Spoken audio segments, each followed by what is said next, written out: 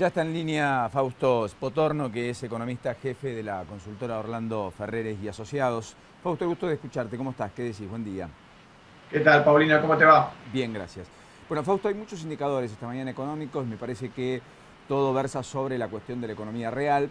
Ujú. Transitado el capítulo fondos buitres, que de todas maneras tienen la lógica del gobierno, da la impresión la judicialización para comprar tiempo. Y empiezo por ahí, en todo caso, la conversación. ¿Crees que es viable un planteo ante la Corte Internacional de la Haya? ¿Que es viable la presentación de la Comisión Nacional de Valores, etcétera? ¿Que eso permitiría un salvoconducto hasta enero del año que viene o no? No, no creo. La Haya, no, eso no tiene nada que ver.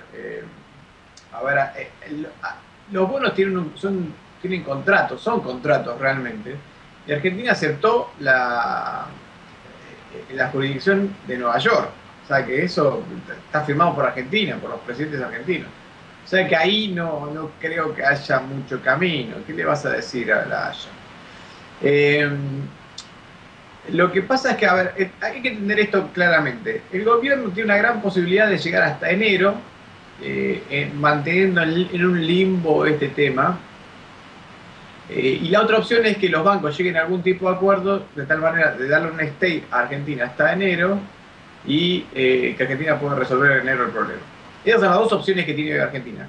¿Cuál es el riesgo? El riesgo que haya pedido de aceleración de los bonos.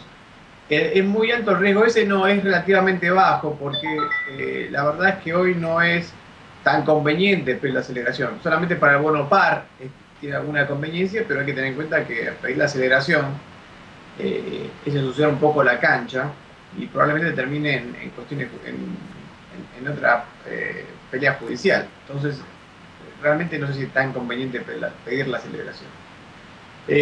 Lo que pasa es que hay un riesgo que se pida la aceleración y eso te puede romper todo el proyecto este de sostener las cosas en un limbo hasta el mes de enero. Correcto. Pedir la aceleración sería pagar todos juntos los bonos reestructurados que incluso vencen discount en el 2033, creo, ¿verdad? O 2038. Exactamente, a ver, el prospecto dice que si Argentina entra en default, los acreedores tienen la opción de pedir la aceleración. Esto es que todo lo que iba a vencer en el futuro se le pague hoy. Básicamente significa devolverme la plata, ¿no? Que si no me pagas, devolverme toda la plata. Ahora, ¿qué pasa? Si hoy, por ejemplo, un acreedor tiene el discount, que es uno de los bonos, uno de los principales bonos del canje, le conviene más venderlo que pedir la aceleración, porque aún si Argentina le pagara la aceleración, cosa que no puede Argentina, recibiría menos plata que si lo vende. Claro, ¿Por qué porque no puede sería Argentina? despojado Porque, de intereses y punitorios, perdón Fausto, sería despojado de intereses y punitorios. claro, exactamente. Sería solo capital lo que la Argentina debería Solo pagar. capital, solo capital. Eh, por eso es que diría, el discount no tiene mucha probabilidad de que alguien pida la aceleración, porque en el mejor de los casos recibiría lo mismo que si lo vendiera. Y tiene mucho más riesgo pedir la aceleración que venderlo. En el caso del par, no. En el caso del par, si uno logra, si se lograse con éxito pedir la aceleración, ganaría mucha plata. Lo que pasa es que hay que tener en cuenta que Argentina no puede pagar la aceleración. El capital de los bonos que están en default hoy son 28.000 millones de dólares, o sea, el equivalente a las reservas. Por lo tanto, hoy no es conveniente pedir la aceleración y en el par, para pedirla, te vas a tener que ir a juicio, probablemente. Si vos sos un acreedor que querés pedir la aceleración del bono par, Argentina no va a poder pagártelo y por lo tanto terminan en un juicio. Es posible que tengas una ganancia, pero con mucho riesgo. Entonces Claro. creo que por ahora la posibilidad de aceleración es poco probable. Lo más Y, probable es que Argentina aguante esto hasta enero.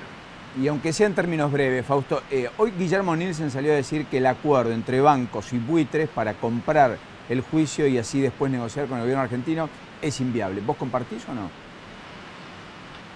Y es difícil, la verdad que es difícil porque, a ver, lo que quieren los bancos es que Argentina comprar todo el juicio o parte del juicio, eh, y pedirle stay hasta enero. Y en enero negociar. Lo que pasa es que todos los bancos lo que deben pensar es, si yo en enero negocio y el gobierno no quiere negociar en enero, estoy frito, perdí plata, digamos. Por eso es que creo que lo que debe decir Nielsen es, bueno, es medio difícil y adicionalmente algún tipo de guiño por parte de Argentina se necesita. Aunque sea, no digo que se arregle algo con Argentina, no digo que se acuerde algo con Argentina, pero algún tipo de guiño, algún tipo de señal de que Argentina estaría dispuesto a negociar en enero, habría que dar, ¿no? Obviamente no puede hacer ninguna oferta concreta a Argentina porque ya que se podría estar violando Rufo, pero algún tipo de guiño, señal se tendría que hacer. Si no, es difícil que se cierre. Correcto. Fausto, yendo a la economía real, digamos, ayer hubo una andanada de indicadores económicos y lo sabrá en las próximas jornadas.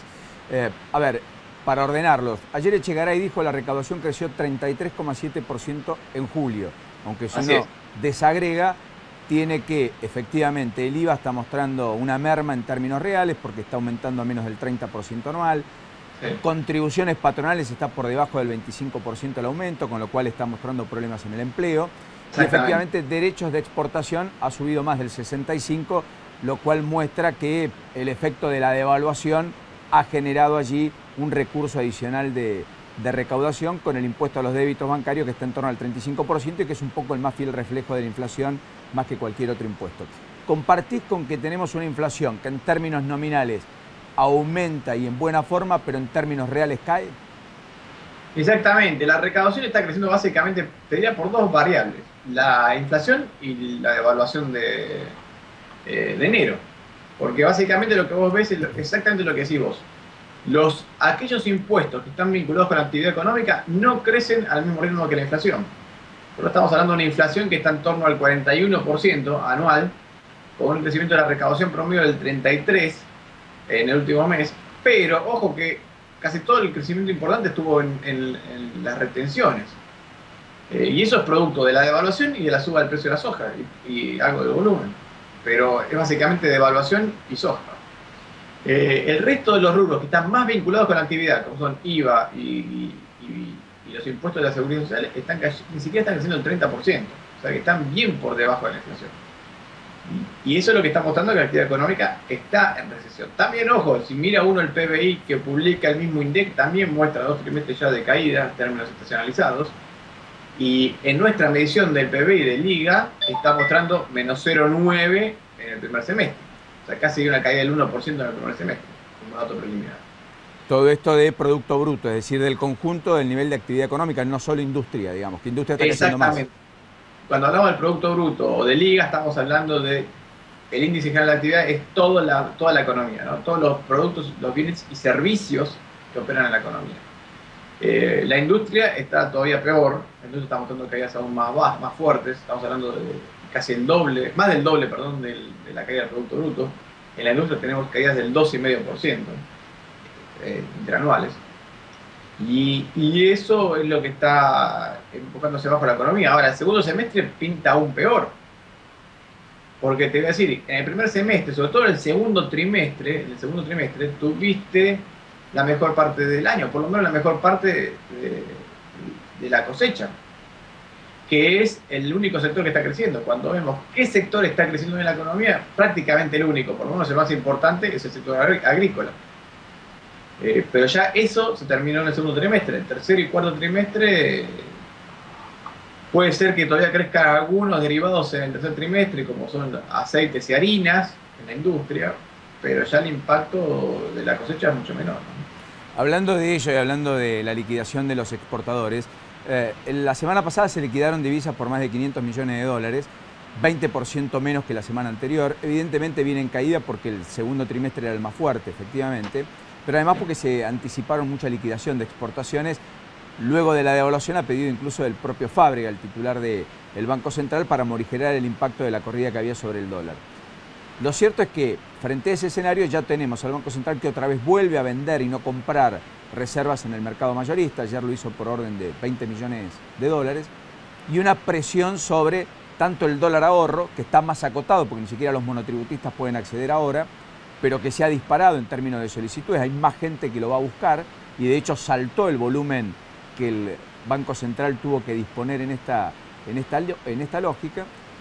Y tenemos efectivamente además un salto y un corrimiento en el dólar oficial, que ayer terminó en 8,28, acrecentando 3 centavos en un día una cotización que estaba casi anclada y que da la impresión el gobierno decidió otra vez mover, devaluar al estilo de lo que había ocurrido en el último trimestre del año pasado.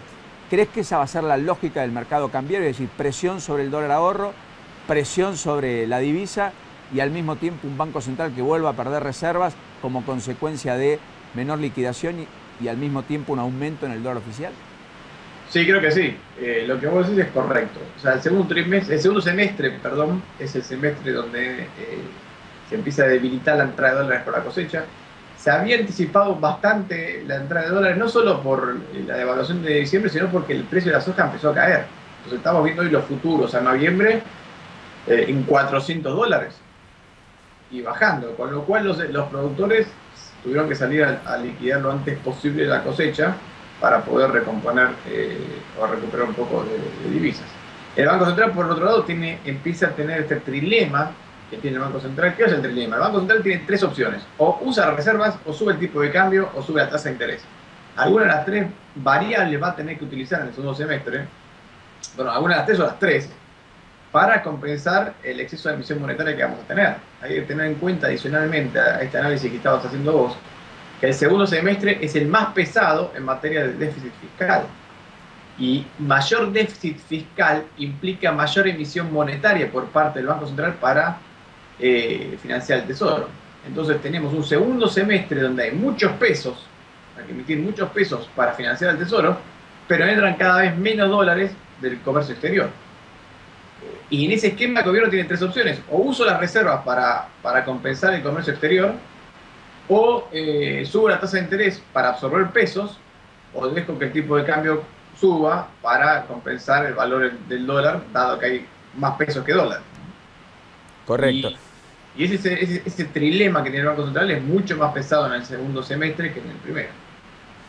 ¿Vos lo ves a Fábrega sólido, fuerte, o como parte del mercado está viendo de reojo todo lo que ocurre en la discusión con Kicillof y finalmente en la impronta que el ministro le está dando a la economía, que da la impresión el gobierno en tren de retomar iniciativa política, va por más anuncio de más gasto público, digamos, ¿no? Bueno, sí, yo creo que ese es el problema. A ver, tenemos por un lado el Banco Central tratando de contener las variables monetarias, que son tipo de cambio, tasa de interés y reservas, y por otro lado el Tesoro, que no ayuda en lo más mínimo.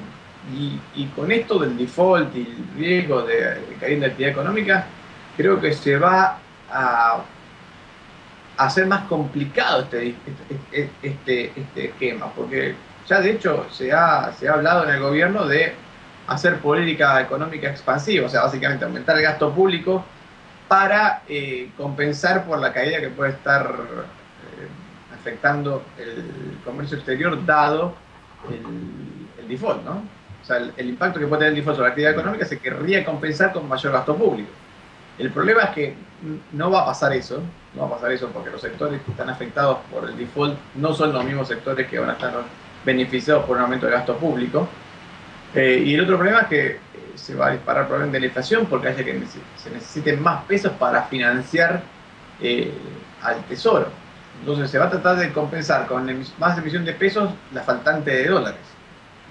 Y no sé si esa compensación es así, es real, ¿no? Correcto. Fausto, el comercio demostró caídas en los niveles de ventas casi del 9% o 9,5% en el mes de julio. Tuvo una caída en lo que va del año de más del 7%. Y el sector automotriz, que parece haber al menos cesado en términos de caída, haber encontrado un piso en las ventas, está vendiendo 30% menos, pese al Procreauto, que aumentó las ventas en julio respecto a junio en 15%. Digo, está vendiendo 30% menos que el año pasado.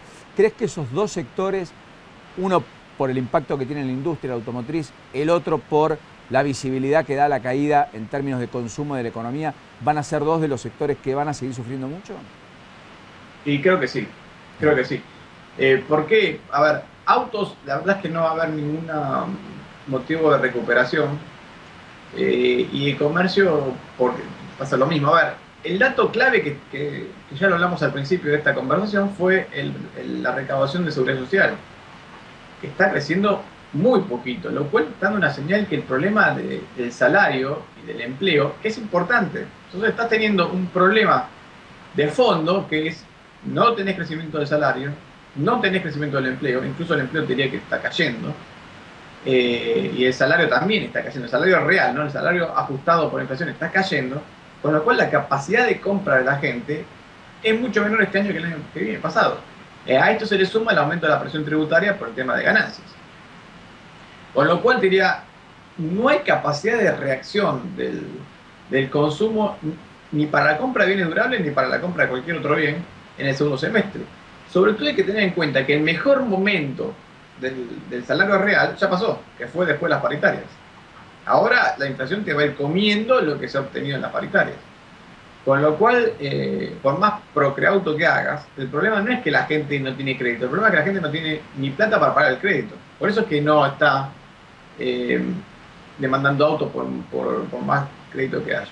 Y lo mismo pasa con el consumo. Entonces, lo que estás viendo cuando ves el consumo y autos y bienes durables y electrodomésticos es lo mismo, es la falta de salario y de empleo en la economía.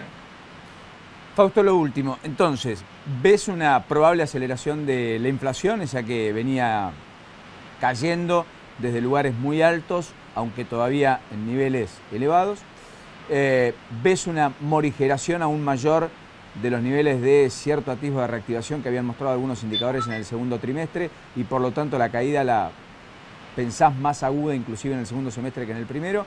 ¿Y ves una presión sobre el tipo de cambio que después de cierto veranito volvería a la economía, digamos? Si uno tuviera que compactar la conversación, ¿podría establecer estos tres hitos?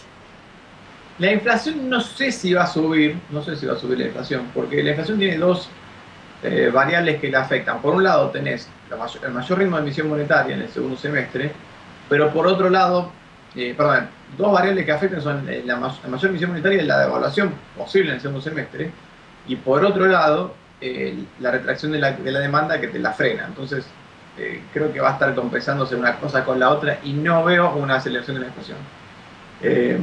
Tampoco veo que baje, simplemente creo que se está estabilizando en estos niveles y no se va a mover. Ahora, sí creo que va a haber devaluación en el segundo semestre, porque ya te digo, hay muchos pesos y pocos dólares. También creo que la actividad económica va a ser peor en el segundo semestre, bastante peor en el segundo semestre, porque ya por el lado del consumo va a ir deteriorándose. Ya el mejor momento del salario real, que fue después de las paritarias, ya pasó. Veo que hay el deterioro del empleo, y eso también va a afectar el consumo del segundo semestre. Y a esto se le suma el tema de los holdouts, que va a cortar el financiamiento para inversiones y para el comercio exterior en el segundo semestre, con lo cual no veo ningún motivo para que la economía se recomponga en materia de actividad económica en el segundo semestre. Más bien veo todo lo contrario, que puede ir desapareciendo la actividad económica. Además, tampoco tenemos la cosecha, que fue el sector que más va a crecer este año. Con lo cual diría que todos los sectores que tenemos que tienen importancia en el segundo semestre están más bien en números rojos que en números positivos. Qué curioso que en marco de ese escenario una opción de la política sea Kicillof presidente, ¿no? Sí, bueno, no sé si lo veo eso. Creo que es más un intento de reforzar la imagen del ministro, dado que la situación es complicada. Entonces, creo que es más una publicidad para darle un apoyo mayor al ministro que otra cosa. Fausto, el gusto de escucharte, hasta la próxima. Gracias por este ratito. Muy amable. Hasta luego. Fausto Espotorno, el economista jefe de la consultora Orlando Ferreres y Asociados, conversando con nosotros esta mañana.